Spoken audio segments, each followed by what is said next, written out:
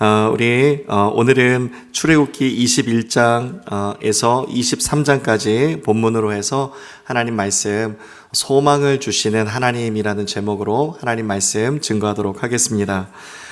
계명이 기본 헌법이라고 한다면 21장 1절 말씀에 법규는 이러하니라 라고 하면서 23장까지 쭉 소개하고 있는데, 이 법규, 율례라고도 하는 이 레귤레이션, 이 말은요 그에 대한 세부 규정이에요. 그러니까 출애굽기 20장이 10계명에 대한 말씀이었다고 한다면 21장에서 23장까지 말씀은 그 계명에 대한, 10계명에 대한 세부 규정에 대한 말씀이 되는 것입니다. 이 가운데 소망을 주시고자 하시는 하나님의 마음이 담겨 있습니다. 오늘 우리에게 주시는 은혜 음성 세 가지 함께 나누도록 하겠습니다. 첫 번째는 하나님 나라에 대한 하나님 나라 통치에 대한 소망을 우리에게 주십니다. 10계명의 정신, 10계명의 핵심이 여러분 무엇이었습니까? 하나님 사랑, 이웃 사랑. 예수님이 주신 새 계명의 핵심도 무엇이었죠? 하나님 사랑, 이웃 사랑.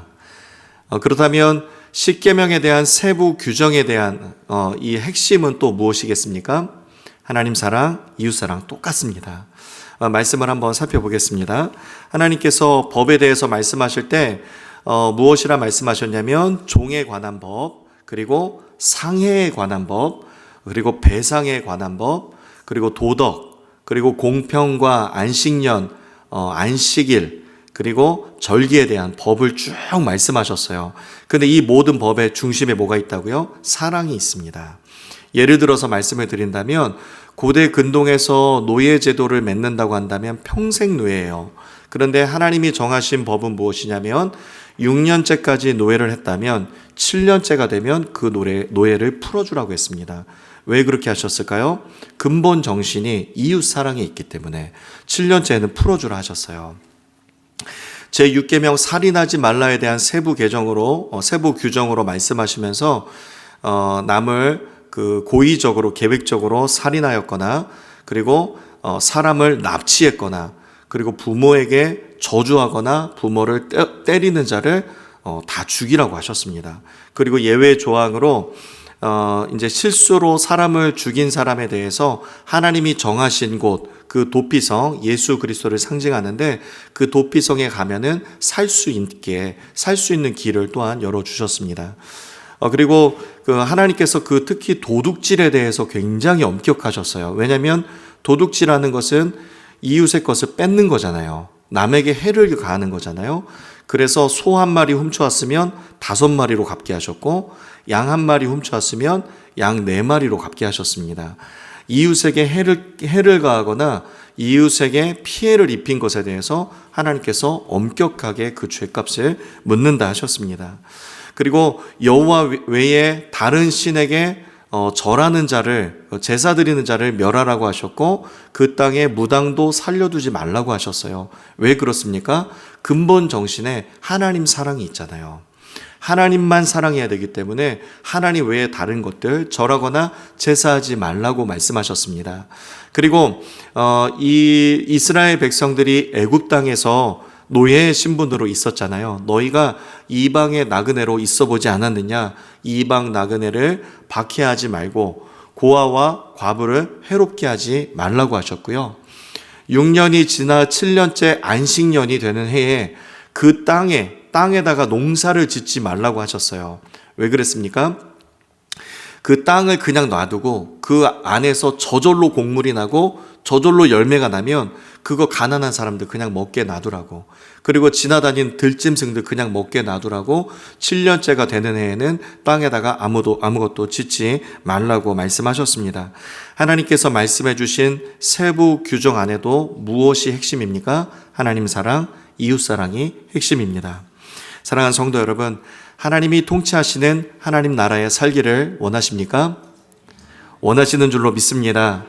하나님 통치하시는 하나님 나라에 살기 위해서는 로마에 가면 로마법을 따라야 되듯이 하나님 나라에는 하나님 나라의 법을 따라야 돼요. 하나님이 말씀해 주신 하나님 나라의 법이 무엇입니까? 하나님 사랑, 이웃 사랑입니다. 사실 우리가 죄를 이렇게 짓게 되지만 죄를 범할 때에 보면요, 하나님을 사랑하지 않기 때문에 짓는 죄들이 상당히 많습니다. 그리고 이웃을 사랑하지 않기 때문에 짓는 죄들이 상당히 많아요. 사실 대부분의 죄들이요, 하나님 사랑, 이웃 사랑, 여기에 다 연결이 다 되어 있습니다. 그러니까 하나님 사랑, 이웃 사랑을 실천하며 살면 하나님이 원하시는 그 나라의 모습으로 살 수 있는 것이고, 하나님의 통치가 그 가운데 임하게 되는 것입니다. 여러분, 하나님을 전심으로 사랑하며 살아가시길 바랍니다. 내 이웃을 사랑하되 정말 내 모습을 좀 되돌아보면서 나는 좀 어떻게 살고 있는지 한번 좀 이렇게 되돌아보면서 내 이웃을 정말 나는 내 몸과 같이 사랑하며 살고 있는지 점검하면서 내 이웃을 내 몸과 같이 사랑하며 실제로 그렇게 사시기를 바랍니다. 그리할 때에 하나님의 통치가 임하는 하나님의 나라가 우리 가운데 임하게 될 줄로 믿습니다. 두 번째, 예수 그리스도에 대한 소망을 주십니다. 하나님께서 그 다음에 절기를 지킬 것을 말씀을 하세요. 사실 여러분, 구약의 모든 사건들은요, 다 그림자입니다. 지금 이렇게 제가 이렇게 손이 움직이면, 그림자가 어디 있죠? 그림자. 이렇게 손을 움직이면 그림자가 보이잖아요. 그림자가 보인다고 하는 의미는 무엇이냐면 실체가 있다는 뜻이죠. 실체가 무엇이겠습니까? 예수 그리스도입니다. 오늘 본문 말씀에서 너희가 3대 절기를 지키라고 말씀을 하셨는데, 사실은 레위기 23장 말씀에 보면은 이스라엘의 7대 절기를 말씀하고 있어요. 여러분, 이스라엘의 7대 절기가 예수 그리스도를 가리키고 있다는 거 여러분 알고 계십니까? 한 가지씩 한번 살펴보겠습니다. 먼저 유월절입니다. 유월절은 출애굽을 기념하는 절기입니다. 애굽 땅에 장자의 죽음이 임하게 됐을 때에 어린 양의 피를 우슬초에 찍어서 좌우 문설주와 임방에 발라요. 그러면은 그 집은 장자의 죽음을 당하지 않고 그 죽음이 그 집을 넘어가게 됩니다. 예수 그리스도가 나의 죄를 대신하여서 죽으실 것을 예표하는 것이죠. 그래서 세례 요한이 예수님을 딱 볼 때에 뭐라고 고백했습니까? 보라, 세상 죄를 지고 가는 하나님의 어린 양이로다. 고린도전서 5장 7절 말씀에 우리의 유월절 양 그리스도께서 희생되셨느니라 라고 이렇게 말씀하고 있습니다. 유월절은 무엇을 예표하냐면 예수 그리스도의 십자가의 죽으심과 예수 그리스도를 통한 구원을 예표하시는 것입니다. 두 번째, 무교절입니다. 유월절 다음 날부터 일주일 동안을 지키는데, 이 무교절에는 누룩을 넣지 않은 빵을 먹어요. 누룩은 무엇을 상징하냐면 죄를 상징합니다. 죄 없으신 예수 그리스도께서 친히 생명의 떡이 되어주실 것을 예표하는 날이 무교절입니다. 그리고 세 번째, 초실절입니다. 유월절 지나 안식일 다음 날이에요. 말하자면 유월절로부터 3일 뒤입니다. 여러분, 이때 무슨 사건이 일어났습니까? 유월절 지나 3일 뒤 무슨 일이 일어났죠? 예수님의 부활이 있었죠. 예수님 부활이 있었습니다. 초실절은 보리의 첫 열매를 하나님 앞에 드리는 날인데, 보리의 첫 열매를 드리는 그날에 예수님께서 친히 부활의 첫 열매가 되셨습니다. 그래서 고린도전서 15장 20절 말씀에 그러나 이제 그리스도께서 죽은 자 가운데서 다시 살아나사 잠자는 자들의 첫 열매가 되셨느니라. 예수님이 부활하실 것을 예표하는 사건이 바로 초실절입니다. 그리고 이 초실절로부터 50일이 지나요. 그러면 무슨 날이냐면 맥추절, 칠칠절이라고도 하고 오순절이라고 하는 그 날입니다. 이 날에는 누룩을 넣은 빵 2개를 하나님 앞에 드렸습니다. 누룩은 죄를 상징한다 그랬죠. 그 빵 2개, 떡 2개는 무엇을 의미하냐면 유대인과 이방인이에요. 말하자면 죄 많은 인간들, 유대인과 이방인들이 고운 밀가루는 무엇이냐면 예수 그리스도의 의를 의미합니다. 이 죄 많은 유대인과 이방인들이 예수 그리스도의 의로 하나로 덮이는 것을 의미하는 것입니다. 실제로 이 날에 무슨 일이 있었습니까? 성령님이 오순절 마가의 다락방에 임하셔서 교회가 세워지게 되었어요. 성령님이 임하셔서 교회가 세워졌습니다. 밀의 첫 열매를 드리는 날이 이 맥주절인데, 밀의 첫 열매를 드리는 이날에 성령이 임하셔서 성령의 첫 열매로 교회가 세워지게 되었습니다. 맥주절은 예수 그리스도의 의를 예표하고 있는 것입니다. 그리고 나팔절은 무엇이냐면 일곱 번째 달 첫날 7월 1일 날 나팔을 뿡 하고 불면은 이스라엘 온 백성들이 성회로 다 모이라고 하셨어요. 예수님이 재림하실 때에 데살로니가전서 4장 16절에서 17절까지 말씀해 보면 주께서 호령과 천사장의 소리와 하나님의 나팔 소리로 친히 하늘로부터 강림하신다라고 말씀하고 있습니다. 나팔을 불어서 이스라엘 온 백성들이 성회로 모이는 것, 예수님의 재림을 예표하고 있습니다. 그리고 대속죄일입니다. 일곱 번째 달 10일, 7월 10일이에요. 이 날은 대제사장이 1년에 딱 한 번 지성소에 들어가는 날입니다. 지성소에 들어가서 온 이스라엘 백성들의 죄를 속죄하는 날, 속죄 받는 날이에요. 우리의 대제사장이 되시는 분이 누구십니까? 예수 그리스도시죠. 히브리서 6장 20절 말씀해 보면 예수께서 멜기세덱의 반차를 따라 영원한 대제사장이 되어서 우리를 위하여 들어가셨다라고 말씀하고 있습니다. 히브리서 3장 1절 말씀에 대제사장이신 예수를 깊이 생각하라라고 말씀하고 있어요. 이 예수 그리스도는 어떻게 속죄를 이루시냐? 히브리서 9장 12절 말씀해 보니까 염소나 송아지의 피로 하지 아니하고 오직 자기 피로 영원한 속죄를 이루사 단번에 성소에 들어가셨느니라. 아멘. 베드로전서 1장 18절 19절 말씀해 보니까 우리가 그래서 대속함을 받게 되었는데, 우리가 대속함을 받은 것은 은이나 금같이 없어질 것으로 된 것이 아니요 오직 흠없고 점없는 어린 양 같은 그리스도의 보배로운 피로 된 것이니라. 아멘. 우리가 그리스도의 보배로운 피로 대속함을 받게 된 줄로 믿습니다. 이 대속죄일은요, 예수님의 대속사역과 예수님께서 친히 우리에게 영원한 대제사장이 되어 주실 것을 예표하는 절기입니다. 마지막 일곱 번째 초막절, 광야 40년 동안에 텐트 치고 살았어요. 그런데 하나님께서 지켜주셨던 것을 기념하는 절기입니다. 이것은 무엇을 의미하냐면 광야 40년 동안에 하나님이 이스라엘 백성들과 함께 계셨어요. 그래서 예수님이 이 땅에 임마누엘로 우리와 함께 하시기 위하여서 오시는 것을 예표하는 것이고, 장차 우리 가운데 새 하늘과 새 땅이 임하게 될 것을 예표하는 것입니다. 실제로 예수님께서 이 초막절에 남기신 말씀이 있어요. 요한복음 7장 37절에서 39절까지 말씀에 명절 끝날 곧 큰 날에 예수께서, 이 곧 큰 날은 무엇입니까? 초막절을 의미합니다. 초막절 그때예요. 예수께서 서서 외쳐 이르시되 누구든지 목마르거든 내게로 와서 마시라. 나를 믿는 자는 그 성경에 이른과 같이 그 배에서 생수의 강이 흘러나오리라. 이는 그를 믿을 자들이 받을 성령을 가리켜 말씀하신 것이라. 광야 같은 이 땅에 살아갈 때에 생수로 채워주실 것을 말씀해 주신 것입니다. 초막절 또한 예수 그리스도를 예표하고 있습니다. 그러니까 모든 절기들이 다 어디에 지금 맞춰져 있습니까? 예수님께 맞춰져 있어요. 여러분, 우리의 모든 소망이 어디에 있습니까? 예수님께 있는 줄로 믿습니다. 하나님의 은혜로 있을 데 없는 자 왜 구속하여 주는지 난 알 수 없도다. 내가 믿고 또 의지함은 내 모든 형편 아시는 주님 늘 보호해 주실 것을 나는 확실히 아는. 아멘.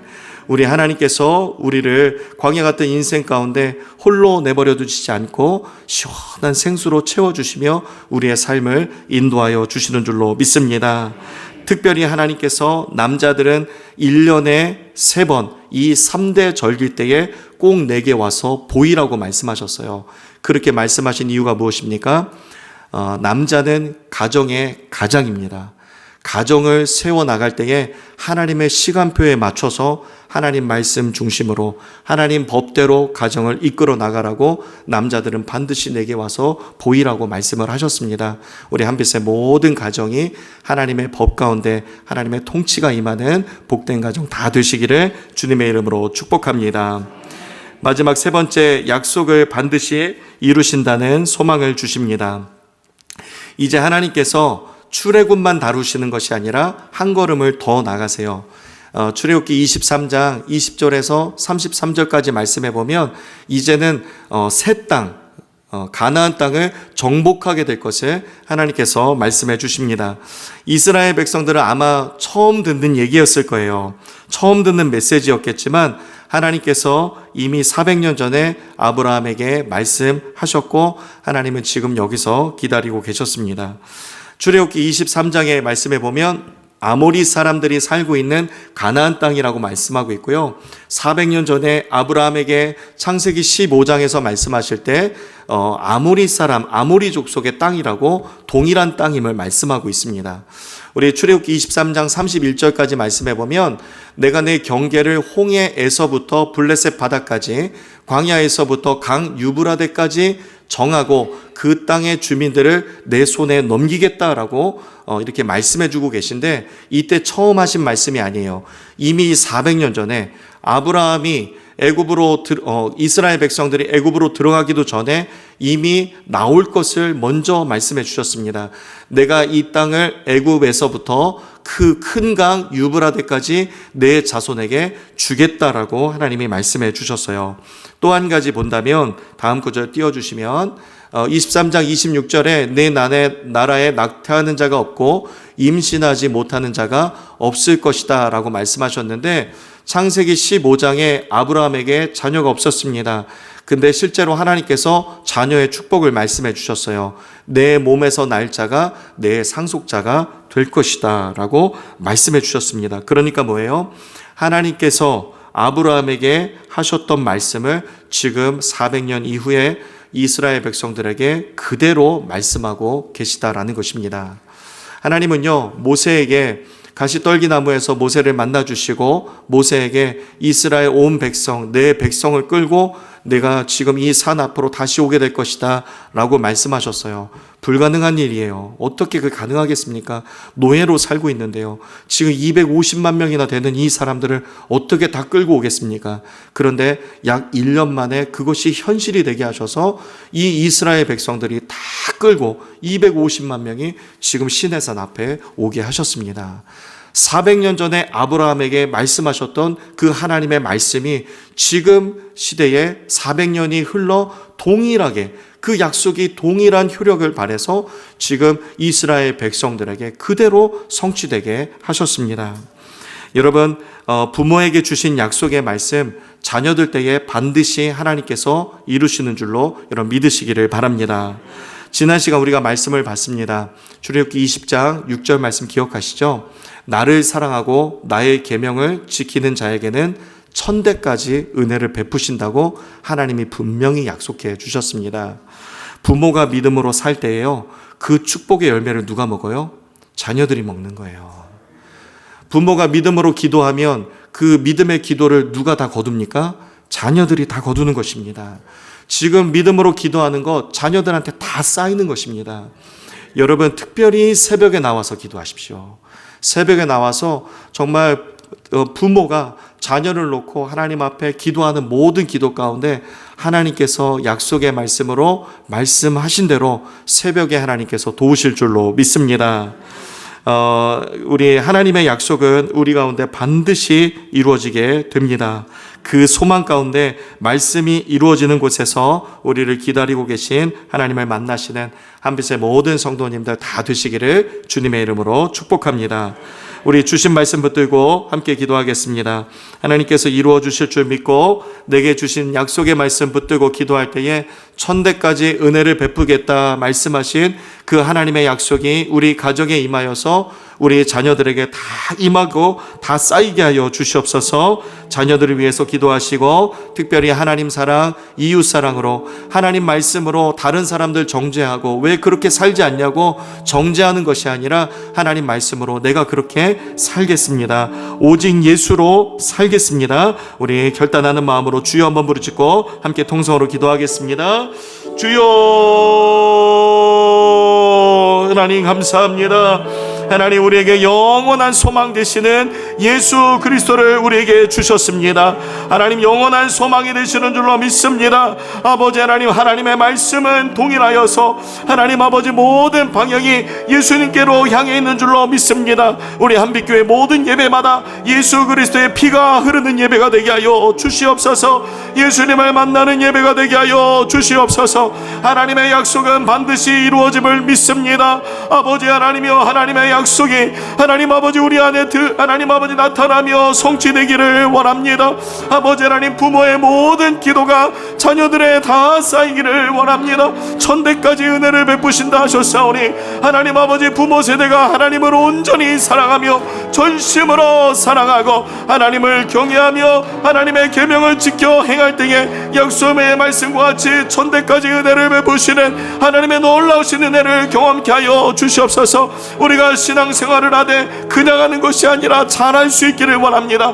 하나님 나라의 법을 따라 행할 수 있기를 원합니다. 아버지 하나님이여, 우리 안비서 모든 성도님들 하나님 복 있는 자들이 다 되게 하여 주셔서 하나님 나라의 법도를 따라 믿음으로 순종하며 나아갈 때에 하나님께서 하나님 영광을 받아주시고 아버지 하나님이여, 자녀들 때에 가정 안에 하나님 은혜와 복으로 채워주시는 놀라우신 은혜를 경험케 하여 주시옵소서.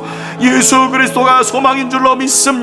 하나님 날마다 예수님 안에 거하게 하여 주시고 내가 예수님 안에, 예수님이 내 안에 거하는 하나님 복된 인생 되게 하여 주시옵소서. 아버지 하나님, 하나님 사랑, 이웃 사랑 실천하며 살아가기를 원합니다. 하나님 통치가 임하는 하나님 나라 가운데 살기 위해서는 반드시 하나님의 법을 지켜야 하는데 하나님 사랑, 이웃 사랑이 하나님의 법인 줄로 믿습니다. 하나님, 하나님께서 주신 법으로 다른 사람들 판단하고 정죄하는 것이 아니라 내가 오늘 그렇게 살기를 결단하여 하나님 사랑, 이웃 사랑으로 살아갈 수 있도록 주님 붙들어 주시옵소서. 아버지 하나님, 오직 예수로 살아갈 수 있도록 주님 붙들어 주시옵소서. 하나님 자녀들을 위하여서 기도하는 기도 가운데 주님이 다 응답하여 주셔서 우리 때에도 잘 믿고 하나님의 부흥을 경험하였지만 우리 자녀들 때에, 다음 세대 때에 더 뜨거운 부흥을 경험할 수 있도록 주님 인도하여 주시옵소서. 하나님 새벽에 나와 기도하기를 결단하며 하나님 새벽에 기도할 때마다 주여 하나님, 하나님께서 도우신다 하셨사오니 하나님 도와주시옵소서. 삶의 여러가지 곤고하고 답답한 어려움들 가지고 주 앞에 나와 기도할 때에 응답받는 역사가 임하게 하여 주시옵소서. 40일 사순절 릴레이 기도회를 하나님 아버지 기도회 중에 있습니다. 기도회에 동참하는 모든 성도님들에게 동일한 하나님의 은혜를 부어주시고 하나님 가정의 주인 되셔서 하나님의 나라가 임하게 하여 주시옵소서. 하나님의 통치가 임하게 하여 주시옵소서. 모든 것이 예수 그리스도로 맞춰져 있습니다. 예수 그리스도 안에 참된 소망이 있습니다. 예수님이 곧 길이요 진리요 생명 되심을 믿습니다. 아버지 하나님이요, 길이요 진리요 생명 되시는 예수님 붙들고 믿음으로 나아가는 우리 귀한 모든 성도님들 날마다 승리케 하여 주시옵소서. 주님 감사합니다. 주님 감사합니다. 날마다 주님 안에 승리하는 우리 모든 성도님들 다 되도록 주님 축복하여 주시옵소서. 감사드리며 예수님의 이름으로 기도하옵나이다. 아멘. 아멘.